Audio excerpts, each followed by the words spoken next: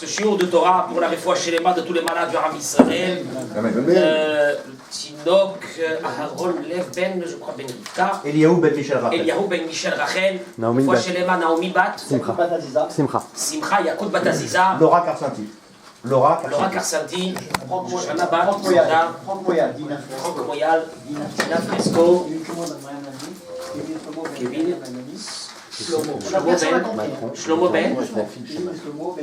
Myriam Layani. Nathalie Benaï. Nathalie Ben.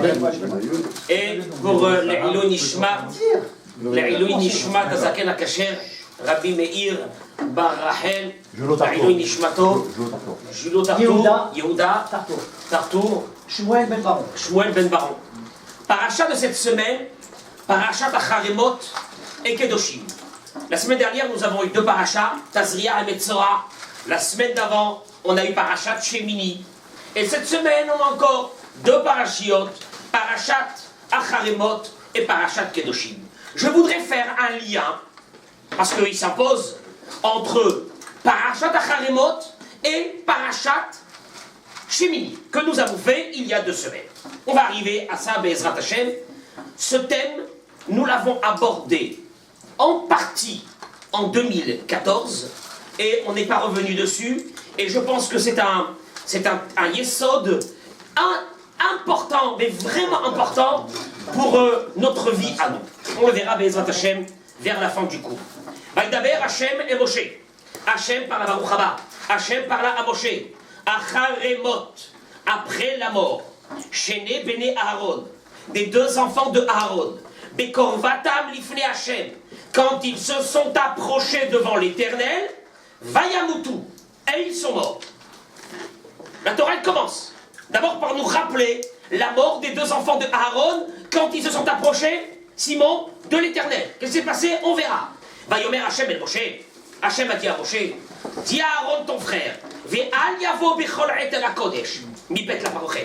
En 2 mots, c'est ici que Hashem va ordonner que le Kohen Gadol ne pourra pas rentrer dans le Kodesh HaKodashim, dans le Saint des Saints, qu'une seule fois dans l'année. Sinon quoi, Velo Yamout? Parce que sinon il va mourir, Rachid dit, pour ne pas qu'il meure. Parce que s'il rentre plus qu'une fois, il risque de quoi? De mourir. Il va s'habituer et il risque de mourir. Une seconde, on va arriver à ça, 2 minutes. Et la paracha nous entraîne dans le service du Kohen le jour de Kippour. Toute la paracha de Hémor, c'est le service du Kohen, ce que nous on appelle le Seder Avoda, que nous faisons dans le Moussaf de Yom Kippour, est marqué dans la paracha, et puis le sujet va terminer, qui va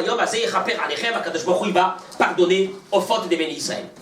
Qu'est-ce qui s'est passé avec les enfants de Aaron, nommés Nadav, nommés Nadav et Avihu? Qu'est-ce qui s'est passé avec ces 2 hommes-là? Eh bien, Rabotai, je retourne donc à la parachat Shemini, que nous avons lu il y a 2 semaines. On n'avait pas fait de cours, donc on n'a pas pu aborder là-bas le sujet. Je voudrais l'aborder avec vous ici. Qu'est-ce qui est écrit là-bas? C'est quoi Vaï Bayam Shemini? Il se fut au 8e jour. 8e jour de quoi?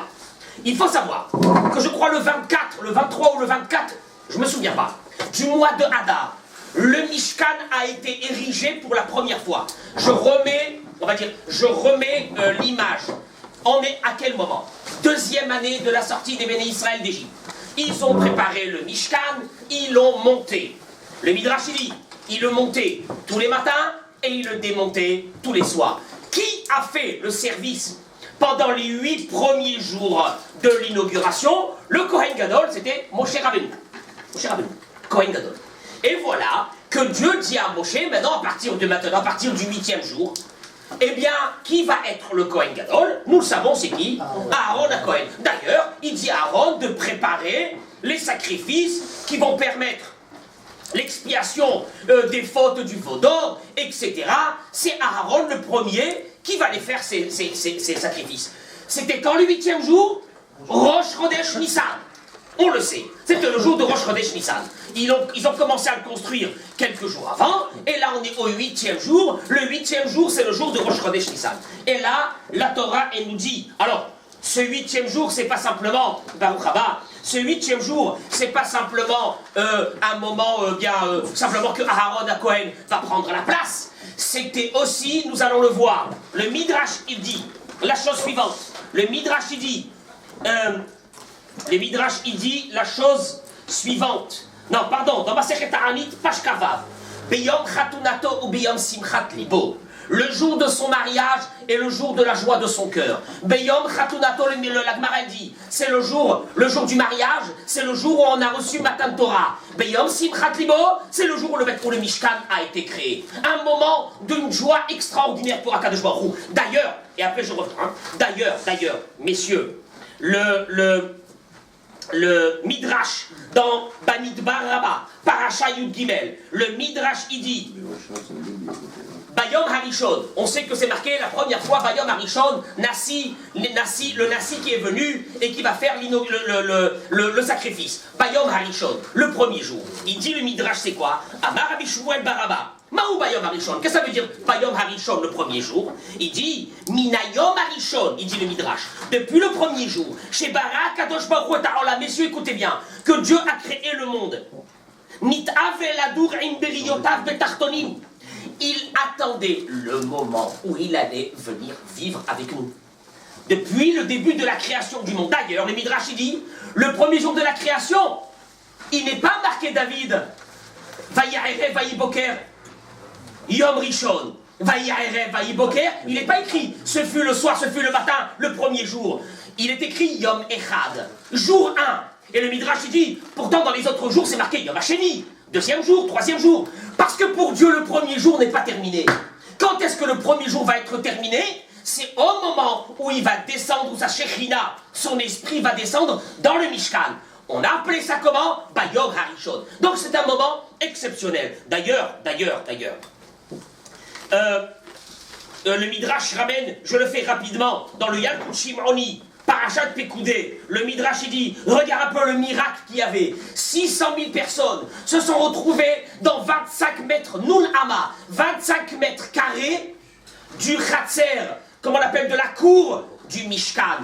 Alors qu'en principe, le Midrash il dit, Yalkut Shimoni, il faut 4000, il faut à peu près 4 km carrés pour contenir 600 000 personnes. Des miracles extraordinaires. Quelle journée s'est passée. Et voilà qu'à ce moment-là, alors, chose extraordinaire d'ailleurs, le verset continue, toujours dans Parashat Shemini, au moment où c'est que Aaron amène donc ses sacrifices, puisque c'est lui qui est intronisé par la parole de Dieu en tant que Kohen Gadol, il pose les sacrifices. Et qu'est-ce qui se passe? Vatetseesh milifne Hashem. Un feu sort, je traduis, de devant l'Éternel. D'où il sort ce feu? De devant l'Éternel, ça veut dire quoi? 2 minutes. À la Misbéach, sur l'autel de l'Holocauste, il a consumé les graisses, et le peuple a vu. Vayaronou, ils ont prié, Vayiplou al Penehem, et ils sont tombés sur leur face. Quel moment extraordinaire. Baruch Rabba. Le Midrash il dit comme ça.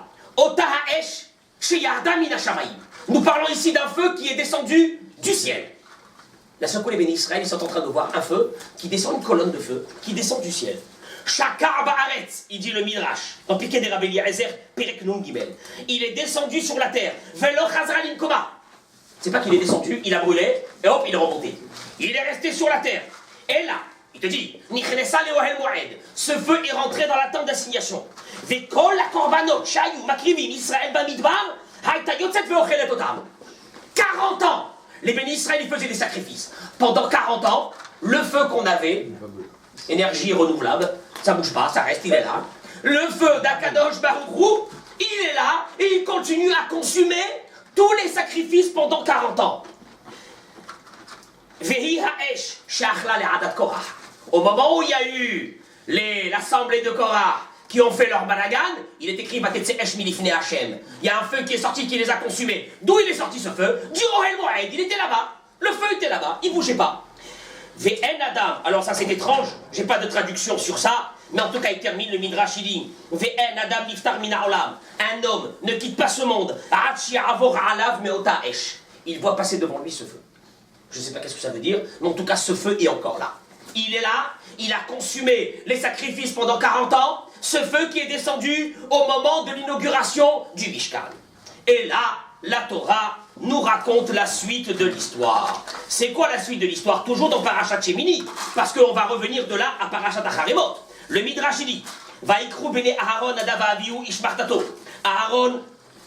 Les enfants de Aharon, bene Aharon, Nadav et Avihu, ils ont pris leur encensoir. C'était un keli, un ustensile, où on mettait l'encens. Vaya Simo Alea Ketoret. Ils ont mis à l'intérieur quoi? De l'encens. Vaya Krivu Lifne Hashem Eshzara. Ils ont offert devant l'Éternel un feu étranger. Je traduis les mots. Asher Lotziva Otam, qui ne leur avait pas ordonné. Vatetse Esh. Il est sorti un feu, Milifne Hashem, de devant Dieu, Vatochal Otam, il les a consumés, Vayamutu, et ils sont morts. Je reprends le Midrash. D'abord la Gemara, Masechet Sanhedrin, Daf Nunbet. La Gemara dit, Detania, Abba Yossi ben Doustai Omer. Abba Yossi, fils de Doustai, il dit, Shnei Chutim shel Esh Yatsu mi Bet Kodesh HaKodashim. 2 rayons de feu sont sortis du Saint des Saints. Venechleku le Arba. Ils se sont séparés en 4. Venichnesu shnaim bechotamo shel ze, veshnaim bechotamo shel ze usrafum. 2 rayons sont rentrés dans les narines de l'un et 2 rayons sont rentrés dans les narines de l'autre et ils les ont brûlés de l'intérieur. De l'extérieur, ils sont restés tout entiers comme il dit le Midrash, mais de l'intérieur, ils étaient carbonisés. Nadav et Avihu. D'accord? Jusque-là, ça va? Cyril, on continue. Le Midrash se pose la question. C'était des tzadikim, oui ou non, ces 2 personnes? Déjà, il faut comprendre, savoir un petit peu la cartographie. Qui étaient ces personnes? Binyamin, qui étaient ces personnes? Le Midrash dit, la chose suivante, dans Vaïkra Rabba Parashakaf, le Midrash dit, 4 fois, la Torah a rappelé la mort de Nadav et Avihu. La première, il y a 2 semaines dans Parashat Shemini. 2e fois, Parashat de cette semaine.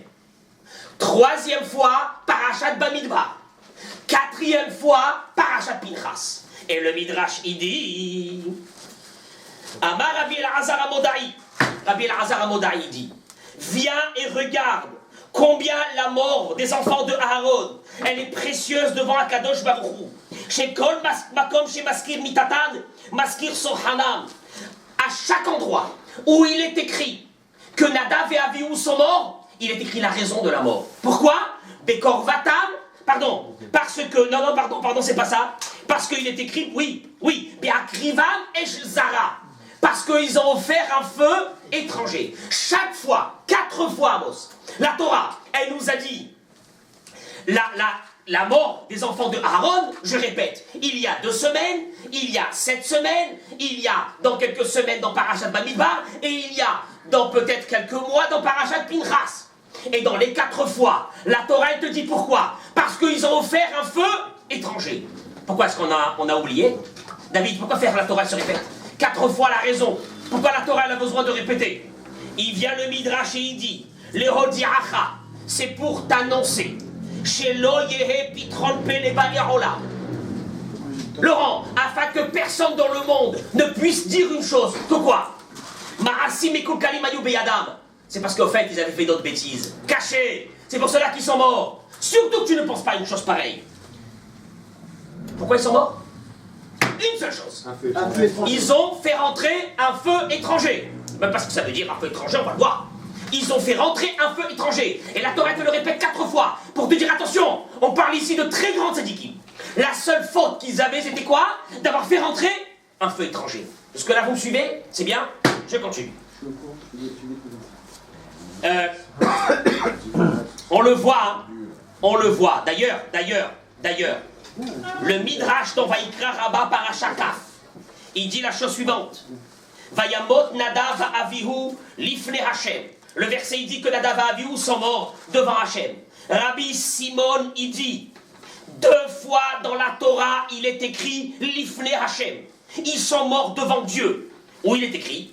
Bien dans Parashat Shemini il y a 2 semaines. Vatetse Esh Milifne Hashem Vatochal Otam Vayamutu. Un feu est sorti de devant Dieu, les a consumés et ils sont morts Lifne Hashem. Première fois.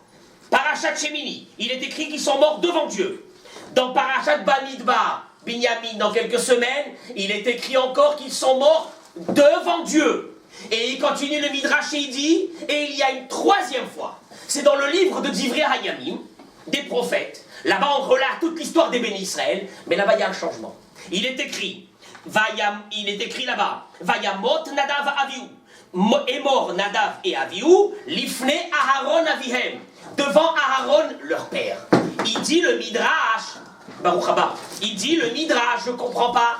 2 fois il est écrit dans la Torah David qu'ils sont morts devant Dieu. Déjà le Midrash il ne comprend pas. Qu'est-ce que ça veut dire mourir devant Dieu? Laurent, ça veut dire quoi mourir devant Dieu? Mourir devant Dieu, bien sûr que tout le monde meurt devant Dieu, ça veut dire quoi? Et deuxièmement, il te demande le Midrash, 2 fois il est écrit qu'ils sont morts devant Dieu, et 1 fois il est écrit qu'ils sont morts devant leur père. Pourquoi faire? C'est quoi ce changement? Il dit le Midrash, il continue et il dit... il dit Rabbi Yudan, la chose suivante. Il dit Ela Melamed, c'est pour nous apprendre. Shehaya Kaché Lifne Hakadosh Baruchu Kiflaim Me Avihem.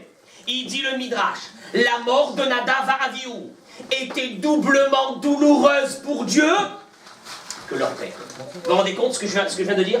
La mort de Nadav et Avihu, elle était doublement douloureuse pour Dieu. Vayamutu lifnei Hashem, 2 fois devant Dieu et 1 fois devant leur père. Pour te dire que la douleur que Dieu a ressentie à la mort de Nadav et Avihu, elle était double, 2 fois plus grande que celle qu'a ressentie Aaron à Cohen pour la mort de ses 2 enfants. Dramatique. Donc apparemment, de ce premier midrash qu'on vient de voir, Nadav et Avihu avaient qu'une seule faute. C'est laquelle? C'est quelle faute? Ils ont amené un feu étranger. Deuxième chose qu'on vient de voir dans le Midrash, la mort de Nadav et Avihu, elle est dramatique pour Dieu, elle est douloureuse pour Dieu, 2 fois plus pénible que la mort que Aaron a ressenti, sur la mort de ses enfants. Messieurs, vous allez voir un petit peu où on va aller.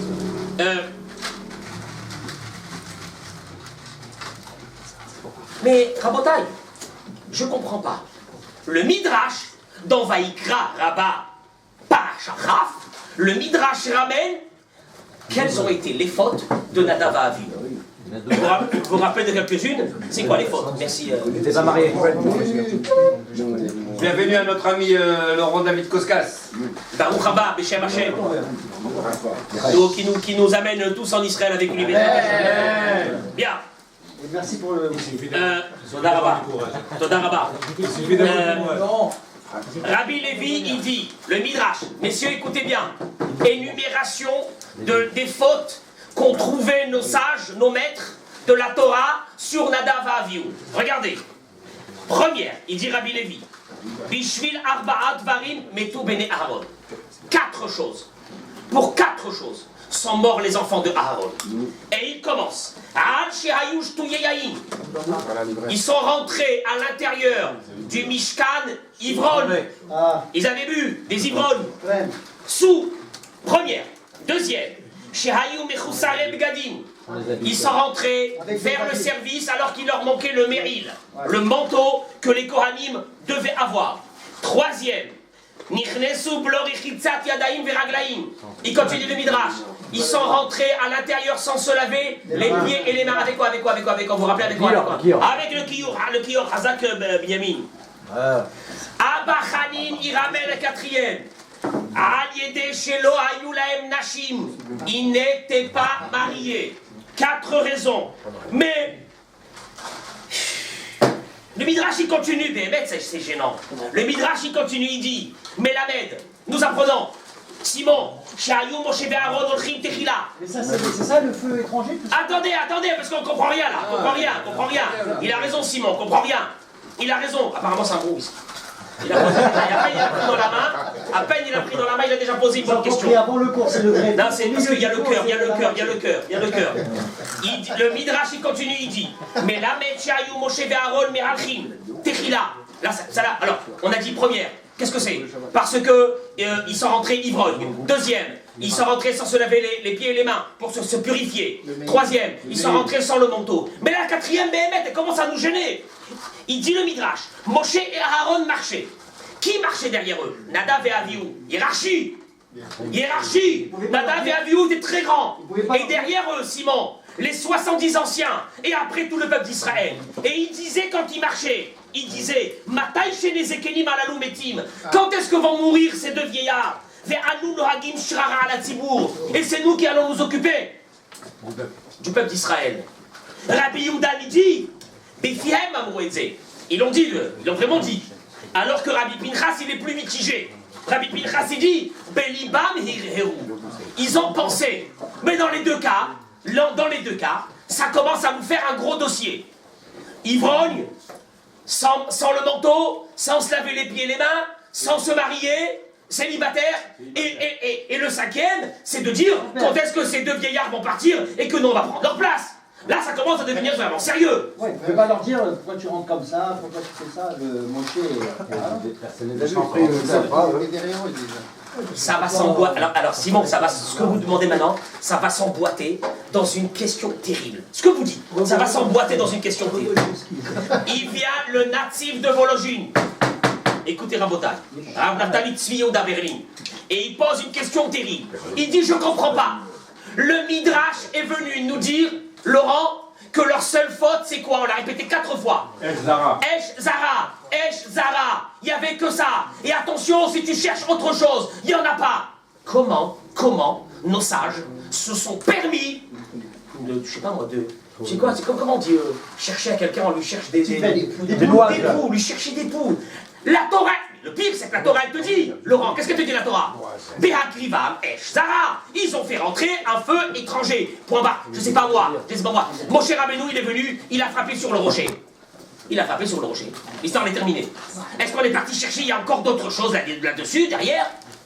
Comment nos sages alors que c'est marqué de façon claire dans la Torah, que le problème c'est qu'ils sont rentrés avec l'encensoir rempli d'encens et qu'ils ont mis quoi? Un feu étranger. Qu'est-ce que tu viens me dire? Ils étaient ivrognes, ils n'avaient pas les habits, ils n'étaient pas mariés, ils parlaient sur Moshe Aaron. Ça veut dire quoi? Première question que pose le natif de Vologine. Benjamin? C'est quoi un feu étranger? Oh, bah pour l'instant, je sais pas. Attendez, je sais pas. Daraba, je sais pas qu'est-ce que c'est un feu étranger, Benjamin. Attendez, ça veut dire quoi un feu étranger? Qu'est-ce qu'ils ont fait? D'ailleurs, le Kliyakar. Alors il est très long, je vous lis qu'un petit bout. Celui qui veut vraiment ce Shabbat travailler sur ce Kliyakar dans la paracha de Shmini. Le Kliyakar il dit, pardon, dans la paracha de cette semaine, il dit le Kliyakar la chose suivante. Il dit comme ça. Toutes ces raisons qu'on vient de donner, ivrogne, etc., pas d'habits et tout ça. Il dit c'est vrai qu'on peut retrouver des allusions. Mikol Makom, il dit le Kliyakar, je comprends pas. On a un verset qui renverse, qui balaye toutes ces hypothèses. C'est quoi le verset? Vayakrivu lifne Hachem Esh Zara. Ils ont amené un feu étranger. Qu'est-ce que tu vas chercher? Des hypothèses qui ne sont pas du tout marquées dans la Torah. Et en plus, en disant ces hypothèses, tu viens contredire quoi? L'hypothèse principale qui est quoi? D'avoir fait rentrer un feu étranger. C'est quoi cette histoire? Mais oui, ça veut rien dire. Et c'est marqué dans la Torah. Ils ont fait rentrer un feu étranger. Terminé, l'histoire elle est terminée. Qu'est-ce que tu vas chercher? Alken, il dit quand même, c'est pas les moindres qui sont venus dire ces hypothèses. On parle ici de grands Tanaïm dans le Talmud. Ils sont venus dire ces hypothèses. Amos, on peut pas les laisser, on peut pas les balayer. Alors il dit, regarde, je vais quand même te donner des explications pour que ces hypothèses rejoignent l'idée d'un feu étranger. Et il dit comme ça. Il dit, les fiches cachées la haine, au fait, qu'est-ce qui a motivé nos sages, Binyamin, à aller chercher d'autres hypothèses? Voilà, c'est marqué, ils ont fait rentrer un feu étranger. Ça y est, shalom, on a terminé l'histoire. Pourquoi nos sages ont été motivés d'aller chercher d'autres hypothèses? Et il dit, parce que, chez Caché Lahem, ils avaient une question, nos sages. C'est quoi? Halo Kvar Ne'ema. Il est écrit au début du livre de Vaïkra, messieurs. Dans Parashat Vaïkra, il est écrit Venatnu bene Aharon akohanim esh. Dieu, il demande à Aaron, qu'au moment où il va faire un sacrifice, d'amener un feu de l'extérieur. Rabotai, regardez qu'est-ce qui est marqué, parce que c'est terrible. Il est écrit.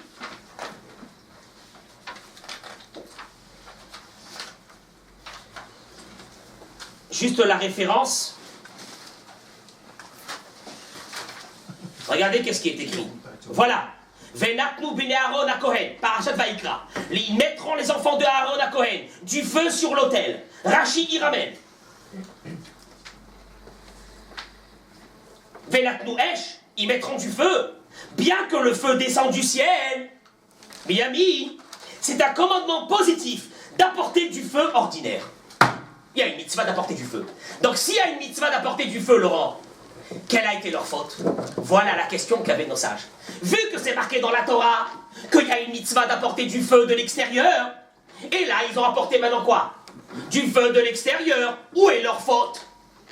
Alors regardez comment nos sages ont défini qu'est-ce que ça veut dire un feu étranger. Il dit comme ça. C'est pour ça que on va essayer d'expliquer ça. Il dit le Kliakar a une allusion. C'est quoi? Kidarata Omer, Shtuye Yain Ichnesu. Allez, on commence. Il y a la première hypothèse, c'est quoi? Ils étaient ivres. Il dit Esh Zara. Qu'est-ce que ça veut dire un feu étranger à Amos? C'est quoi un feu étranger? Zemedaber Beyain Aboer Ba'adam. Quand quelqu'un y boit, il a un feu à l'intérieur de lui qui s'allume. Mais et il dit c'est un incendie. Quand il y a quelqu'un qui a bu, Simon, quelqu'un qui a bu trop, qui commence à dire des bêtises, qui commence à parler n'importe quoi, qui s'enflamme, qui veut se disputer avec tout le monde, qu'est-ce qu'il a à l'intérieur de lui? Il a un feu, il te dit. C'est ça le feu étranger. Quand on dit le feu étranger, c'est pas qu'ils ont apporté du feu de dehors. Parce que d'apporter du feu de dehors, il y avait une mitzvah d'apporter du feu de dehors. C'est quoi? Le mot feu étranger fait référence à ce qu'ils ont bu avant de rentrer. Et en buvant avant de rentrer, ils avaient à l'intérieur de quoi? Un feu étranger. Rabotaille, faites attention, la malédiction de toutes les synagogues actuellement, elle est celle-là, la boisson. La boisson. On vient à la synagogue pour boire le jour de Shabbat. Il faut qu'on rentre à la maison complètement ivre. Sachez une chose, c'est pas ça du tout. C'est pas ça du tout le Shabbat. C'est une catastrophe. Alors, de prendre une petite goutte de whisky comme nous le faisons ici, il n'y a aucun problème. Mais quand ça dépasse les limites, on retourne à la maison avec l'incendie. Rentrez chez vous à la maison avec l'incendie tous les Shabbats. Vous allez voir qu'est-ce que c'est. Est-ce que c'est ça vraiment un Shabbat? Il te dit le Kliakar. Esh, Beakrivam, Esh, Zara. C'est quoi un feu étranger? C'est la boisson qui était à l'intérieur d'eux. Je vous dis encore juste un deuxième parce qu'on n'a pas le temps, parce que c'est pas le thème du chiour d'aujourd'hui. Simon, il dit, ils n'étaient pas mariés. Ils n'étaient pas mariés, ils avaient à l'intérieur le feu des envies, de la ta'ava des femmes. Parce qu'ils étaient célibataires, parce qu'ils n'étaient pas mariés. C'est ça, un feu étranger. Et ainsi de suite, le Kliakar donne un rapport entre les hypothèses de nos sages et le thème principal qui est un feu étranger. Je vous invite à regarder tout ce Kliakar. Si on devait le faire, c'est un cours que pour ça. Rabotaille, nous on va aller vers un autre chemin. D'abord, découvrir qui ils étaient, et deuxièmement, d'essayer de comprendre qu'est-ce qui s'est passé avec ces personnes. Rabbi Berechia, dans le Midrash, dans Vaïkra Rabbah, il dit la chose suivante. Il ramène un verset dans Michelet qui dit Gam anosh la tzadik lotov. Akadosh Baruch Hu, il dit Shlomo Amelech, que quand Dieu, il frappe un tzadik, lotov, il n'est pas bien. Il n'est pas bien. Dieu n'est pas bien, il te dit Shlomo Amelech, quand il frappe un tzadik. Mais alors, il te dit, il continue, et il dit le verset, Amar Akadosh Baruch Hu, Dieu il dit, il explique Rabbi Berechia, j'ai puni Aaron et je lui ai pris ses deux enfants, lotov, je me sens pas bien d'avoir fait. Alors pourquoi tu l'as fait? La suite du verset. Les hakot nedivim ale yosher. Pour redresser le reste de l'assemblée. Traduction, Dieu a voulu mettre à ce moment-là une peur dans le Mishkan et dans les lieux saints qui traverseront l'éternité. Que quand tu rentres dans un lieu saint, il y a quoi? Il y a la ira, il y a la crainte, il y a la peur. Beth Amikdash, il y avait la peur. D'où elle est venue cette peur? Akadosh Baruch Hu dit, si j'avais pas eu cette obligation de marquer les esprits de la peur d'un endroit saint, je l'aurais peut-être pas fait. Parce que je me sens pas bien d'avoir fait. Mais je l'ai fait pourquoi? Pour que cette peur d'un lieu saint rentre chez les bénis Israël et traverse l'éternité. Et regardez Rabotaï, au fait, ça rejoint exactement ce que Moshe, au moment de la mort de Nadav et Avihu, il vient voir Aaron. Et qu'est-ce qu'il lui dit à Aaron? Il lui dit, je ramène les mots du Midrash, Tanchuma, dans Parashat Shmini. Il dit le Midrash, où Hachem diber Hachem les morts. Le verset il a dit, Moshe à Aaron, mais c'est ce que Dieu il a dit. Qu'est-ce qu'il a dit Dieu? Aaron il lui demande, qu'est-ce qu'il a dit Dieu? Il lui dit, Bikrovai à Kadesh. Dieu il a dit, par mes proches, je serai quoi? Sanctifié. Ça veut dire quoi? Ve'echan diber, où il a parlé, Ve'midbar Sinai, Ve'noad Tishama, Libne Israël, Ve'nikdash Bichbodi. Le verset il dit que Dieu il a dit à Moshe Rabbeinu, au moment où le Mishkan va être créé, je vais me sanctifier. Ve'nikdash Bichbodi, il sera sanctifié par mon honneur. Et là-bas, le Midrash il dit, ne dis pas Bichbodi, dis Bimechu Badai, par ceux qui me sont proches. Moshe il dit à Aaron, Aaron mon frère, je pensais qu'au moment de l'inauguration du Mishkan, toi et moi, on va mourir pour sanctifier le Mishkan. Mais j'ai vu qu'il y avait encore plus proche que toi et moi, aux yeux d'Akadosh Baruch Hu, il y avait qui? Il y avait Nadav et Avihu. C'est pas des paroles en l'air que Moshe Rabbeinu. Moshe Rabbeinu n'est pas venu simplement apporter une consolation à son frère. Moshe Rabbeinu est venu constater, Rabotai, il dit le Midrash, qu'il y avait encore plus grand que Moshe Rabbeinu et Aaron. Il y avait Nadav et Avihu. Et Dieu a pris les plus grands pour que, à partir de ce moment, la crainte, la peur d'un endroit saint sera dans les bénis Israël à travers toutes les générations. Rabotai, on est en train de voir que apparemment ils n'ont pas été nominés par hasard. Ils ont été pris parce qu'ils étaient quoi? Les plus grands. Et d'ailleurs, au moment, dans Shemot Kavdalet, au moment où Dieu dit à Moshe de monter dans le mont Sinaï, qu'est-ce qu'il lui dit? Comment il lui dit? Il lui dit comme ça, allez à Hachem, Ata, monte-toi. Qui encore? Aaron, ton frère. Nadav, va Avihu. Pas les enfants de Aaron. Parce qu'il y a encore Elazar et Itamar. Non, Nadav et Avihu. Veshivaim Izikne Israël. Voilà qui était Nadav et Avihu. Nadav et Avihu, dans la hiérarchie, pratiquement ils étaient à la hauteur de Moshe Rabbeinu et de Aaron HaKohen. Messieurs, on va donner, pour ceux qui ont encore un doute, on va rapporter ce que dit le Zohar à Kadosh dans la paracha à Haremot de cette semaine. Regardez qu'est-ce qu'il dit le Zohar. Il dit la chose suivante. Le Zohar pose une question.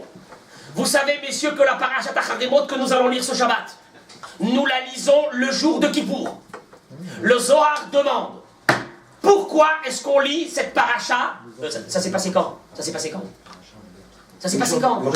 Nissan. Allez, lis-moi cette paracha au début du mois de Nissan. Pourquoi tu me l'as dit ça pendant le jour de Kippour, plein milieu de Kippour? Il dit le Zohar, la chose suivante. Amar Akadosh Baruch Hu. Akadosh Baruch Hu, il dit, Itasku bemitaton de tzadikaya ilen. Lisez les passages de la mort de ces tzadikim là, de Nadav et Avihu. Veitrachev lechu keilu atun mekarvin korbanin be'ayoma. Et je considère cela comme si que vous êtes en train d'apporter des sacrifices le jour de Kippour, des taninan, parce qu'on a enseigné Kol zimna d'Israël yihon begaluta, tant que les bénis Israël sont en galoute et qui n'ont pas de quoi apporter les sacrifices. En lisant simplement la mort des enfants de Aaron, on est pardonné le jour de Kippour. Et là, le Zohar, il termine et il dit Vekol de mitztaer à la voudron des tzadikaya. Tout celui qui est peiné au moment de la lecture de la mort des enfants de Aaron le jour de Kippour, ou bien qui fait couler une larme pour la mort de ces deux personnes qui sont mortes sans laisser d'enfants. Dieu, il déclare sur lui, la faute de cette personne a été pardonnée. Ça y est, il va passer une année extraordinaire. Et là, il termine le Zohar et il dit, Bezrat Hashem, jamais il aura qu'un jour l'un de ses enfants mourra de son vivant. Extraordinaire. Extraordinaire. Rabotai, on nous demande de nous souvenir dans le jour le plus saint de la mort de Nadav et Avihu, car l'évocation de la mort de ces deux tzadikim est une kapara pour nous, comme la mort d'un tzadik dans le monde quand il meurt, il est écrit que c'est une kapara pour la génération. Et pas seulement ça, celui qui pleure Ses fautes sont pardonnées. Et il est sûr et certain que dans l'année à venir, ses enfants ne mourront pas, alors alléluia, de son vivant. On a demandé de rappeler personne le jour de Kippour. Qui on a demandé de rappeler? Nadav et Avihu. Donc apparemment, ce sont des très grandes tzadikim. Et là, vient Rav Dessler, dans son livre Mirtav Miliaou, il dit Ribono shel haolam. Mais qu'est-ce qui se passe avec ces deux personnes? Ça contredit ce que vous avez dit. Oh. Très bien. Très bien. C'est l'histoire d'un whisky. On vient. Simon, il est en train de dire. Il dit Rav Dessler, je comprends pas. Tu viens de me dire, ils étaient ivrognes, ils ont fait ça. Et d'un autre côté, tu me dis que quoi, que l'évocation de leur nom, c'est-à-dire que c'était quoi, des grands tzadikim? Parce que c'était pas des grands tzadikim. L'évocation de leurs souvenirs ne nous aurait rien rapporté. Parce que dans ce cas-là, peut-être qu'on aurait dû évoquer la mort de Korach. Le jour de Kippour. Non, on n'évoque pas la mort de Korach. Pourtant, Korach était aussi un grand tzaddik. On n'évoque pas la mort de Korach. On évoque la mort de Nadav et Avihu. Ça veut dire que c'est des grands tzaddikim. Mais alors, je comprends pas. D'un côté, tu me dis que c'est des grands tzaddikim. Et d'un autre côté, tu me ramènes une liste de fautes qu'ils ont fait. Ça veut dire quoi? Pour celui qui veut voir cette question, le Mirtav Miliaou, il ramène cette question. Rabotai, écoutez-moi bien parce que c'est les 20 minutes. Je crois que c'est un chidouche que... C'est un chidouche exceptionnel. Ce que je vais vous dire maintenant, je me régale à l'avance de savoir ce que je vais vous dire. Baruch Haba, voilà, il est arrivé pile au moment où c'est qu'on a besoin. Ça commence. Stéphane, on vient de dire qu'ils sont rentrés, ils étaient ivrognes.Chtouye Yaïn. Qu'est-ce que ça veut direChtouye Yaïn? Moi, j'ai toujours pensé que quoi? Qu'ils ont pris une bouteille, ils l'ont descendu, ils sont rentrés après dans le... C'est ça. D'ailleurs, c'est ce qui nous dit c'est apparemment ce qui nous dit aussi le Kliyakar. Ils sont rentrés avec un feu étranger. Ça veut dire qu'apparemment quoi? Ils avaient bu. Rabotai, laissez-moi dévier, mais suivez-moi pendant 3-4 minutes. Et vous allez voir où on va arriver. Rav Yonatan Eiveshitz, dans son livre Yaharot Vash, Drushbet, il vient et il ramène une Gemara dans ma Sechet Baba Batra. Ayez la patience, David, d'écouter et de se dire mais ça n'a aucun rapport avec le thème qu'on est en train de faire ce soir, et de voir l'explosion que vous allez avoir dans votre esprit quand vous allez comprendre tous les paramètres de ce que je vais vous dire maintenant. Be'ezrat Hashem. Il ramène Rav Yonatan Eiveshitz, la Gemara dans ma Sechet Baba Batra. La Gemara elle ramène, on a parlé une fois de cette histoire, la Gemara elle ramène l'histoire de Rabba qui un jour il a rencontré un nomade, un arabe, un Ishmaël. Et ce Ishmaël, il lui a dit, regardez l'histoire dans la Gemara, dans ma Sechet Baba Batra, Dafaïn, Dalet, Amoud Aleph. Une histoire étrange. Je ne vais pas la faire en entière parce qu'on n'a pas le temps. Je vais prendre juste le morceau qui m'intéresse de cette histoire. Il lui a dit, ce nomade, à Rabat, viens, je veux t'amener dans l'endroit, dans le désert. J'ai découvert où sont les tombes de vos ancêtres qui sont morts dans le désert pendant les 40 ans. C'est intéressant de savoir comment ils étaient habillés. Nos ancêtres, dans le désert pendant les 40 ans, il lui a dit, j'ai découvert leur tombe, viens avec moi, je te montre leur tombe. Bon, juste pour la petite histoire, il a découvert que c'était des géants. Nos ancêtres dans le désert étaient des géants, mais c'est pas ça l'histoire. Et Rabat, il revient et il nous raconte qu'est-ce qui s'est passé. Et il dit Rabat la chose suivante. Il revient et il dit, Amarlita Achvele Mite Midbar. Il lui a dit, viens, je te montre. Azil, Chazikinu, je suis parti, je les ai vus. Et là, il revient et te dit comment ils étaient. Bon, alors, comment ils sont? Qu'est-ce qu'il a raconté sur des morts? Que des cadavres qui sont là-bas depuis 1000 ans, d'après 1000 ans. Hein. Qu'est-ce qu'il a raconté sur un cadavre? Hein? Rien à raconter. Et il commence. Vedamu keman demi basmi. Et ils avaient des visages d'ivrognes. Rachid dit, ils avaient le visage jaune. Comme quelqu'un qui est porté sur la boisson, son foie ça va pas. Il a le visage qui est quoi? Jaune. Et deuxième détail croustillant, Veganu apakid. Et ils étaient couchés sur leur dos. Et vient Rav Yonatan Eiveshitz, il dit, je comprends pas. C'est quoi? Non mais une seconde. Qu'est-ce que nous on a besoin de savoir? Que nos ancêtres dans le désert, qui sont là-bas couchés depuis plus de 1000 ans, à l'époque du Talmud, depuis le Talmud, jusqu'au moment où ils étaient dans le désert, ça fait 1000 ans. Qu'est-ce qu'on a besoin de savoir? Que leurs visages, ils étaient des visages d'ivrognes, ils avaient des visages jaunis. À quoi ça nous sert de savoir ça? Si Rabat il est venu nous annoncer ça, c'est quoi? Ça veut dire qu'il y a ici quelque chose, une information capitale. Les visages de nos ancêtres dans le désert, ils avaient des visages d'ivrogne. Ça veut dire quoi d'ivrogne? Et regardez qu'est-ce qu'il dit. Première question qu'il pose Rav Yonatan Eveshitz. C'est quoi cette histoire? Ils avaient des visages d'ivrogne. Ça veut dire quoi? Premièrement. Deuxièmement. Il dit, donc sur ça il dit, Ve'advarim ve'atzmutam teruim. Il dit, cette Gemara, elle ne veut rien dire. Ça veut dire quoi? Et il continue, et il dit, il y a une deuxième question. La deuxième question n'a rien à voir avec la première. Hein. Deuxième question, il dit, Matsinu b'malache ma'ala het. Il dit, Rabotai, sachez qu'il y a des péchés qui sont faits par les anges. Moi, j'ai jamais entendu qu'un ange faisait des fautes. Il péchait. Et il dit la chose suivante. D'où on le sait que les anges fautent. Alors, il ramène des gemarotes qu'on a vu que combien de fois des anges, on leur a donné des coups de feu. Mais pas seulement ça. Il dit, ou Bentane Tokef, dans le poème de Rabbi Amnon que nous lisons le jour de Kippour, il est écrit Hine Yom Hadin Ba, Lifkot Kol Tseva Marom Badin, que Akadosh Baruch Hu, ce jour-là, il juge les armées célestes. Et pas seulement ça, il est écrit ou Malachim Yehapezun, Chilou Rada Yochezun. Ils sont dans une peur terrible, les anges. Et il dit, Rav Yonatan Eveshitz, s'ils ont peur, ça veut dire que quoi? Im yesh onesh, s'il y a une punition, parce qu'ils ont peur, parce qu'ils vont être punis, al kochach yeshet, c'est qu'ils ont fait quoi? Une faute. Ve'ashela bimkoma, minayin achet. D'où est-ce qu'on peut dire qu'un ange faute? Kivan she'en yetzerara, benehem. Entre eux. Il n'y a pas de yetzerara, Simon. Il n'y a pas de yetzerara sur un ange. Or, nous constatons que les anges ont peur le jour de Kippour. S'ils ont peur, c'est qu'ils risquent de quoi? D'être punis. S'ils risquent d'être punis, c'est qu'ils ont fauté. Or, comment ils ont fauté? S'il n'y a pas de Yetzerara. Rabotai, deux questions qui n'ont rien à voir. Laurent, la première, c'est qu'il a découvert que les visages de nos ancêtres étaient jaunes, étaient des visages d'ivrogne. Et deuxième question qu'il pose, il dit, je comprends pas comment tu peux dire qu'un ange faute. Et Rabotai, regardez le Yesod qu'il va donner, et ça va nous faire quelque chose d'extraordinaire. Et il dit comme ça, Déon, sachez, Kichet Bishne Ofani, il y a deux façons de fauter. Achet Amurgal, il y a la faute que nous connaissons.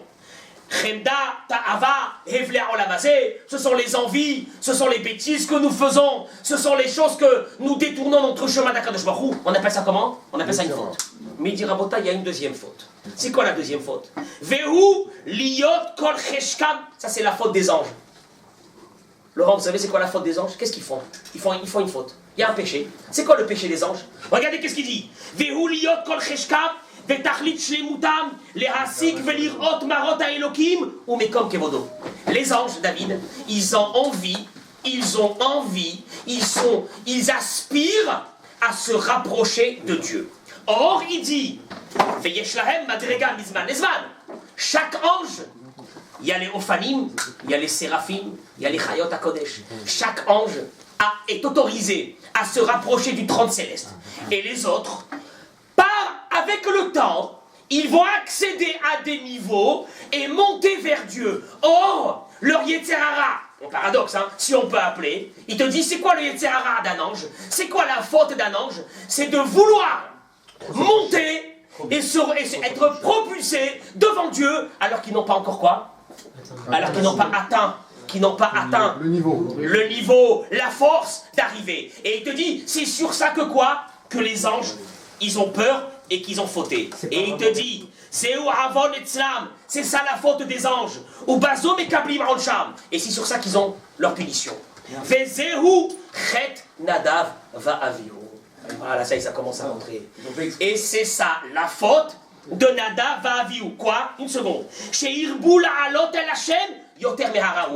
Ils ont voulu monter et se rapprocher de Dieu plus que ce qu'ils pouvaient, plus que leur niveau. Ils se sont approchés de Dieu et ils sont morts. Et il dit, et c'est ça. Vechen amru, shtuye yain, sheu adavar shirbu leasig ou lehavin, velistakel ki fait helka mamagia. Rabotai, il dit le Rabbi Yonatan Eveshitz, c'est ça, quelqu'un qui est sourd.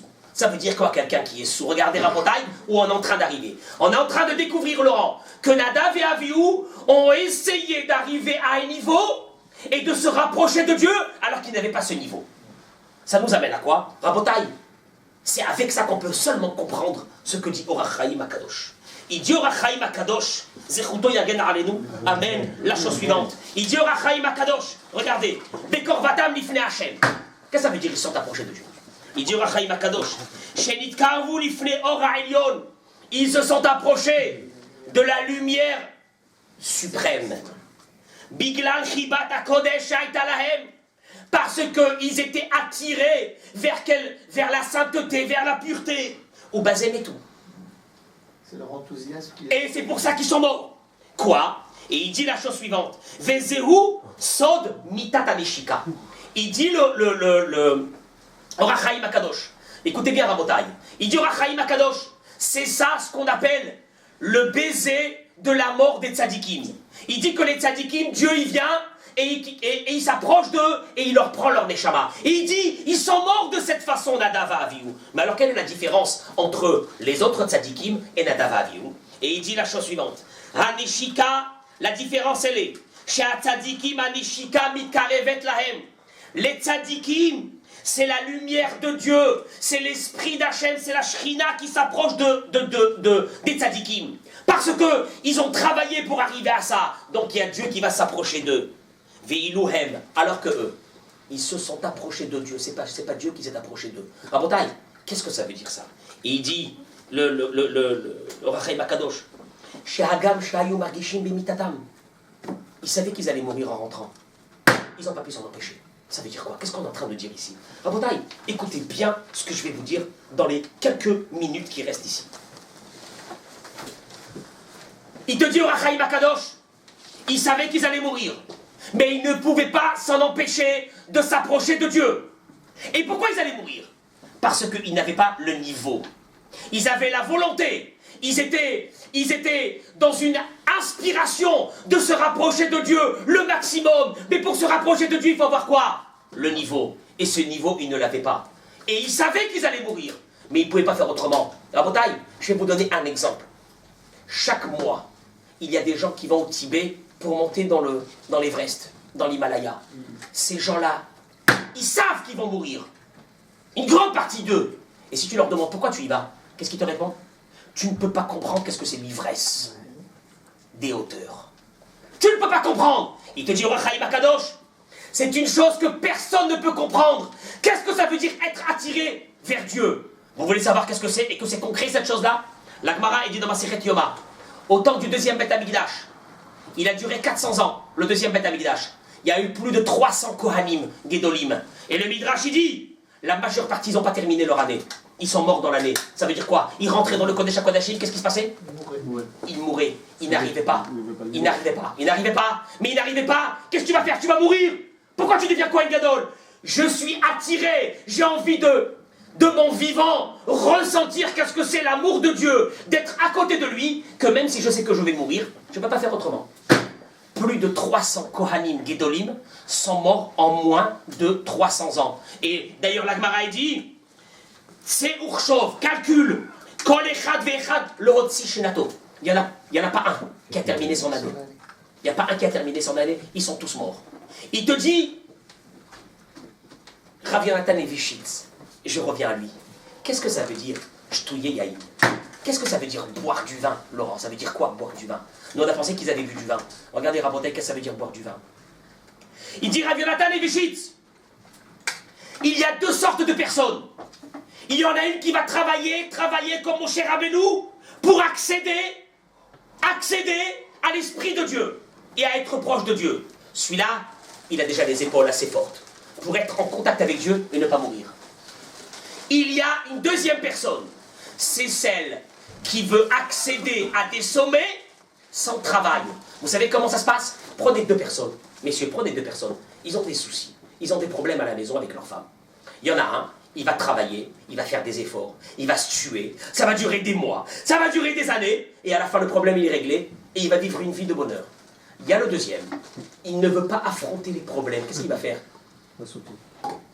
Il va prendre la bouteille, il va commencer à boire. Il boit, il est joyeux. Maintenant tu les vois les deux, ils sont joyeux. Mais l'un, il est joyeux parce qu'il a travaillé pendant des années, il ne va pas redescendre en bas. Alors que le deuxième, au moment où c'est que la clope va partir, qu'est-ce qui va se passer? Il va tomber par terre. Et c'est reparti. Il te dit Rav Yonatan Eveshitz, c'est ça Shtouye Yahin. Shtouye Yahin veut dire quelqu'un qui brûle les étapes. Il s'est retrouvé dans la joie alors qu'il n'avait pas travaillé. Ça s'appelle boire du vin. Quelqu'un qui a des problèmes, il boit, il est joyeux. Tu le vois joyeux, tu dis, mais s'il est joyeux, ça veut dire quoi? Il a réglé ses problèmes. Il n'a rien réglé.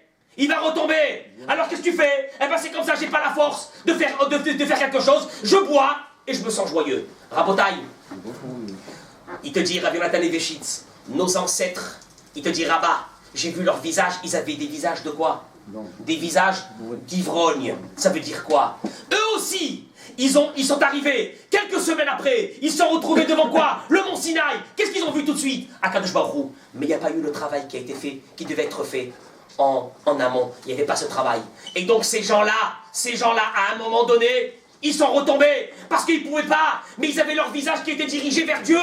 Parce que pour eux, être attirés vers la lumière divine, parce qu'ils ont vu Dieu sur le mont Sinaï. Rabotaï, qui sont les personnes qui ont vu Dieu? Nadav et Avihu, ils sont montés sur le mont Sinaï et ils ont vu Akadosh Baruch Hu. Qu'est-ce qui s'est passé quand ils l'ont vu à partir de ce moment? Ils avaient envie de monter, ils avaient envie d'être à côté de Dieu. Ils étaient Shtouye Yahin. Ils n'ont pas travaillé pour arriver à ça. Il te dit le Rachaim Akadosh. Les tzadikim, quand ils travaillent, c'est Dieu qui vient vers eux. Ils ont la force. Mais eux, ils sont montés vers Dieu. Et ils savaient qu'ils allaient mourir. Mais ils ne pouvaient pas faire autrement. Il n'y a rien à faire. Ils avaient une fois vu Dieu, ils avaient envie d'être à côté d'Akadosh Baruch Hu sans avoir Fait le travail. Ils n'ont pas fait de travail, ils ont brûlé les étapes. Et c'est ce que tu peux dire aussi. C'est ça qu'ils sont rentrés sans le manteau. Le manteau représente le travail. Ils sont rentrés sans se laver les pieds et les mains. Ça veut dire quoi? Sans qu'il y ait des étapes, des paliers pour monter. S'il n'y a pas de palier, ils arrivent en haut et ils brûlent. C'est ce qu'on appelle Shtouye Yahin. C'est ce qu'il dit Rav Yonatan Eveshitz. C'est ça Shtouye Yahin. Shtouye Yahin, c'est quelqu'un qui arrive à des sommets sans avoir rien fait. Il s'est retrouvé en haut. Rabotaille, qu'est-ce que je voudrais vous dire dans ça? Stéphane, qu'est-ce que je voudrais vous dire dans ça? On a appris une chose ce soir. Le gros problème de notre génération, il est le suivant. Un homme, il pense qu'il va être amoureux avec sa femme toute sa vie parce qu'il a rencontré, elle lui a plu, comment ils appellent? Il a flashé, il est coup de foudre. Tu sais quoi, un paratonnerre, coup de foudre, des flashs. Et il dit... Mais je suis au top de l'amour avec ma femme. Alors, pour arriver avec de l'amour avec sa femme, il y a des sacrifices, il y a des nissionotes qu'on passe ensemble, il y a un travail qui doit être fait pendant des années pour arriver à ce que cet amour reste. Parce que l'autre, il était amoureux, 6 mois après il est tombé par terre, il n'y a plus d'amour. Shtouye Yahin, c'est le symbole de celui qui boit du vin et il monte en haut, il accède à des niveaux qui ne sont pas le sien, il brûle et il retombe. Vous allez prendre chaque chose. L'éducation des enfants, elle ne se fera pas comme ça. Si vous ne leur mettez pas aux enfants que les efforts, mais pas des efforts une fois, quotidiens, n'en faites pas des kiffeurs. Je vous en prie, n'en faites pas des kiffeurs, vous allez en faire sortir des clochards. N'en faites pas des kiffeurs, le labeur, le travail, les réveiller le matin, aller étudier. Oh le pauvre, laisse-le tranquille, il est jeune, il profite de la jeunesse. C'est le travail qui va faire qu'un jour tu vas être en haut et tu ne retombes pas en bas. Et ça peut aller dans tout. Ça peut aller dans la Avodat Hashem. Quelqu'un qui dit j'ai fait teshuva. Tu le vois 6 mois après, il a mis une grande barbe, il a mis un chapeau comme ça, il se prend pour un grand rave. Tu crois que c'est comme ça? Pour devenir un Talmid Chacham, c'est des dizaines d'années que tu pleures. Tu pleures parce que tu n'as pas compris. Et encore une Gemara, et c'est jour et nuit, et ça n'arrête pas. Et tu arrives en haut parce que sinon, tu es monté avec ta religion. Le type il dit j'ai découvert le je sais pas quoi. Dieu, ça y est. 6 mois après, où tu le retrouves?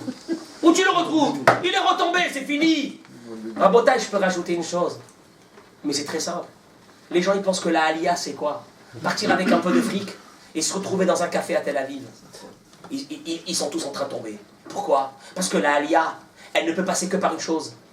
Des étapes. Le travail, la langue, la mentalité, la hanava, se tuer, gagner moins, et encore, et encore. Et là, ta Aliyah, un jour, elle est comme ça. Le type, il arrive, 2 mois après, tu le retrouves à Tel Aviv, il dit, ben, j'ai fait ma Aliyah. Quelle ta Aliyah?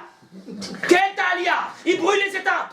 Il brûle les étapes. On a appris aujourd'hui à brûler les étapes dans tout. Il n'y a rien de normal. Nous, on a reçu de nos parents, de nos grands-parents, l'effort, les efforts. C'est avec ça qu'on arrive.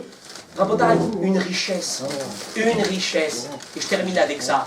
De l'argent qui est acquis à une vitesse vertigineuse. Ils se sont cassés tous la figure. Qu'est-ce qui s'est passé? Où est cet argent? Eh mon cher ami, c'est de l'argent qui est gagné tout doucement et que tu te mets une société et que tu vas travailler pendant des années. C'est là qu'un jour elle sera solide. Les gens qui ont pensé qu'ils sont arrivés en haut, ils se sont retrouvés en bas tout de suite. Vous avez vu comment on appelle ça? On appelle ça ch'touiller yaïn. Boire du vin.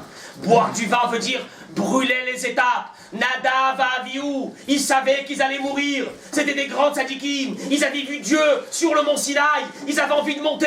Ils savaient qu'ils allaient mourir. Ils n'avaient pas les épaules. Ils ont brûlé les étapes. Aaron à Cohen, Moshe, eux non. Ils n'ont pas brûlé les étapes. Eux, ils disaient quand est-ce que ces vieillards ils vont mourir? On va prendre leur place parce qu'on a envie d'accéder encore à un niveau de Torah et de mitzvot encore beaucoup plus grand. Doucement. Il y a la hiérarchie. Il y a des paliers. Il y a des paliers de décompression. Tu peux pas arriver comme ça et monter. Qu'est-ce qui te dit un jeune? J'ai envie de devenir riche. Ah bon, avant de devenir riche, fais des études. Va étudier pendant 10-15 ans. Deviens excellent. Et les études, c'est quoi? C'est des sacrifices. Et après, va travailler pendant des années. Et peut-être qu'un jour, Akadosh Baruch Hu va te donner la richesse. C'est pas comme ça. Quelqu'un qui dit, je vais me marier. Tu veux te marier? Tu sais combien d'efforts? Tu sais combien de sacrifices? Je vais avoir des enfants. Combien les éduquer? Une éducation d'un enfant, c'est la crève. Mais elle ne se termine jamais, l'éducation d'un enfant. Il a 20 ans, il n'a pas terminé l'éducation. Il a 30 ans, tu n'as pas terminé l'éducation avec lui. C'est sans arrêt. Ben non, c'est comme ça. Ça va se faire. Ça va se faire. Il n'y a pas. Où il y a eu brûler des étapes, il y a eu la chute. On ne brûle pas les étapes. On travaille et on accède pour monter d'une étape à l'autre. C'est ça qui va amener la réussite. Voilà, je vous remercie.